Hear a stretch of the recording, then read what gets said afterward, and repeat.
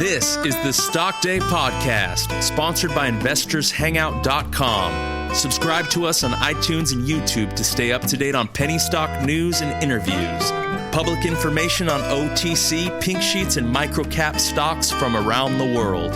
Here's your host, Everett Jolly. Before we get started with the show today, I'd like to thank one of our new sponsors, the OTCexchange.com. It's the first aggregated news service site. It provides you with all the info you need to make informed decisions on penny stocks. That's the OTCexchange.com. On today's show, I'm bringing back a returning guest. He was on my show back in April. I'm talking about no other than St. George's Echo Mining Group, or Corp, if you will. They trade on the OTC markets under the ticker symbol SXOOF. And if you're up there in Canada, they trade on the CSC under the ticker symbol SX. With us today is the Chief Operating Officer and Director of the company, Mr. Frank Dumas. Frank, welcome back to the show. Hello. Well, thank you for having me again. You know, Biden put out a press release, if you will, about 3 or 4 days ago, saying that he's going to make a huge push on electric vehicle plans of recycling batteries. And that brings me to my first question, if you will. When you were on the show in April, we spoke about battery recycling and St. George's subsidiary EVSX. Where are we at? Bring our listeners up to speed, and where do we go from here? Well, one of the questions you asked over the was the timeline regarding the upgrade in the U.S. So we're currently just trading on the pinks. Right. And most brokers cannot access that. We cleared FINRA review at the end of last week, and it looks like now we're just in the last stretch to be able to get us on the OTCQX, which might require that we finalize our financial statements, which we expect to have done before the end of this month. So between now and the next time we speak, I'm under the impression we'll be listed on the OTCQX, and that provide better price discovery for American investors, and also probably better price period, in the sense that the gap or the range of price should be better for the investors. So we have a lot of things going on. A lot of things are coming into a funnel right now. We had so many things going on that we're all going to come to a certain conclusion over the next few weeks. There is the feasibility study that we expect to have a preliminary this month, and this is not only bring some interesting results, but it's a little bit in advance from the timeline that we had expected to deliver, on which we were expecting to deliver. We have the exploration that's going pretty well. We have 3 large campaigns plus 1 small campaign of drilling that are coming. And we have a large exploration campaign. We had to build camps on the Quebec North Shore in the wilderness, and it's not simple right now with COVID because there are special rules on how we're supposed to lodge our workers. But we've run and we encounter some interesting proposals from, for example, from a logging company that has provided us with a camp, which is a small village. They can house 600 people there. And this camp was not used by them for a few years. And they have some problems to find workers to upgrade the camp, to put it under to the norms so that they can start logging in that area. And it's right smack in the area where we're actually exploring for Julie. So we are doing an exchange of service with them. We're upgrading their camp, but at the same time they lend us that camp for free. So we're saving on cost in the magnitude of $200,000, and also we're saving a lot of time. So I'll be there this week. I'm leaving tomorrow, driving 9 hours, and then I'm gonna use the helicopter with some of the workers on the rotation to go on Julie. Just briefly, Just briefly, can you give us a little bit of an update on the EVSX subsidiary and how that's coming along? Yeah, so EVSX, on the battery recycling, sorry that I kind of diverted. No, that's okay. That's okay. Because there's so many things. Like I said, I'm seeing these things coming as we speak.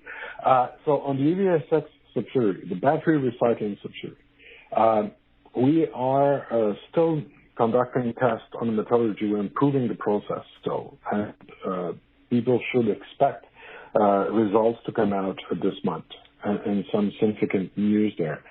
One of the main aggregators of recycled battery, or that collects battery for different government, different state government, about 70% of the governmental efforts in Canada is funneled through this company, through this entity, has provided us with 20 tons of battery feedstock that we just received. I think it's being loaded today. It was expected for delivery today. And so this can accelerate our, and it's an array of different type of batteries, different chemical recipe, for simple, to simplify. And this is going to allow us to accelerate the testing of, and to help us to fine tune the plan for the factory, or for the chemical plant that we're putting in place. So we start phase one. We're advancing fast, so we're expecting a preliminary feasibility for our factory, our chemical plant, at the end of this month, and we're expecting the feasibility study to be ready sometime in the third quarter, which would give us like somewhere in the middle of August. That will give us a go-no-go, the information to have a go-no-go decision. And if it's a go decision, then we're producing, we're recycling batteries within probably 6 months of that. We saved a lot of times by getting into an agreement with a plant in the city where we're targeting to install the factory. And so we have the building, we have the rents, we have the access to the train, access to the port, storage units, and all the industrial connection for the electricity. We almost have to only retrofit a small section of the factory to be able to bring our acid bath and acid tanks, and that's about it. Everything else is already in place. I want to stay with that theme. Let's stay with the nickel theme. As you know, last time we spoke about nickel, last time you were on the show, I wanted to get back to that. Tell us more about the Julie project. You recently doubled the size of that. What kind of project could it be, and where are we going with it? You always have to be careful with exploration, because you never know what you're going to get, no matter how good you think it is.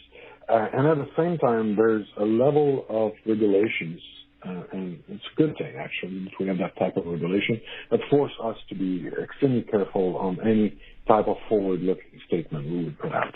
But we've been at it for 15 years, on and off. From even before we were a public company, this is something I personally put together with other prospectors.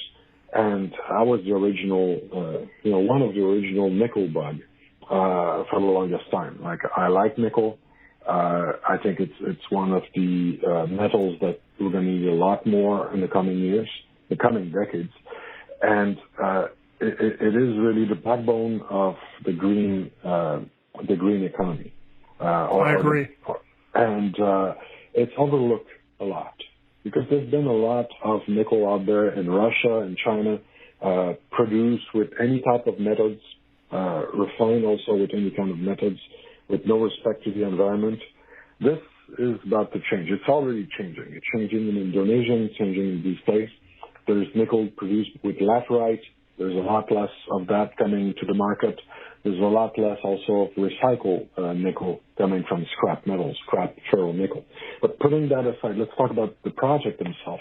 So we have Maniquado, who has some very interesting results on which we're actively working right now. We have 2 teams on rotation there, and we should start drilling there in the middle of the summer. Maniquado, I think personally, if you were to ask me where do you see this in 5 years from now, I think we're going to have a pretty significant resource and something that either a major company or a partner is going to come with us and put that in production, over the next decade.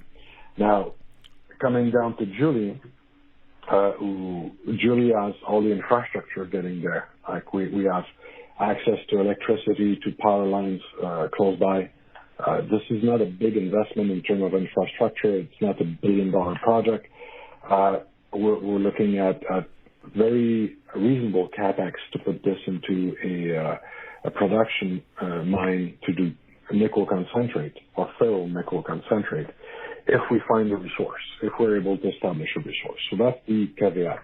That's the important caveat. We're running out of time, and I want to get to my last question and everything. There's been a lot of emails asking me to get to this last question for you. One pertaining to have we forgotten or at least bring us up to date of what's going on over in Iceland? I think you have a subsidiary over there called Iceland Resources. Can you tell us a little bit about that and what your guys' plans are? There's so many stories out there on Reddit, on Twitter, that you guys own all the mineral rights in Iceland. Please bring us up to speed. What's going on over there? Well, there's a major campaign right now going on different projects. So, and it's a major surface campaign. So it's wide open. They've eased or they eliminated completely the restriction that came with the COVID-19 situation.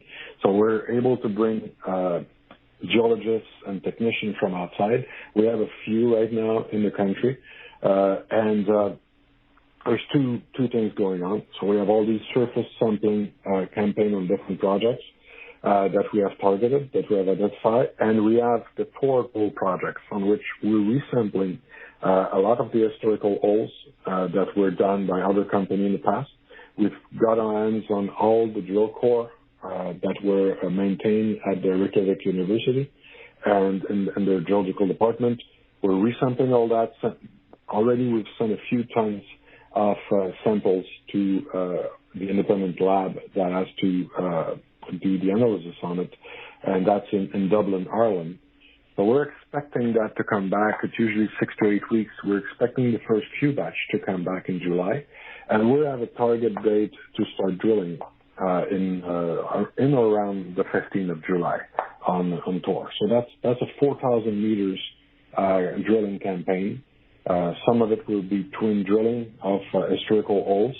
And the fact that we're resampling about 6,000 samples from all the historical holes that were done between 2006 and 2013 will probably allow us to come up with a maiden resource estimate. So this is really a gold with a little bit of copper credits project, a little bit of silver, but mainly a gold project. It's high-grade gold. Usually we're being told to be cautious when we do that kind of announcement and when we use the term high grade, but if you look at the historical results, even the recent results we had in some of the surface sample, this is a very high grade gold, project.